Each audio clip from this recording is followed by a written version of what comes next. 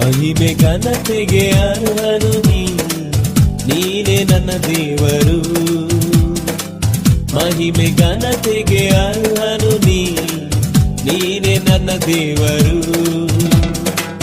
ಸೃಷ್ಟಿಕರ್ತ ಮುಕ್ತಿದಾತ, ಸೃಷ್ಟಿಕರ್ತ ಮುಕ್ತಿದಾತ, ಸ್ತುತಿಗೆ ಪಾತ್ರನು ನೀ. ಆರಾಧನೆ ನಿಮಗೆ, ಆರಾಧನೆ ನಿಮಗೆ.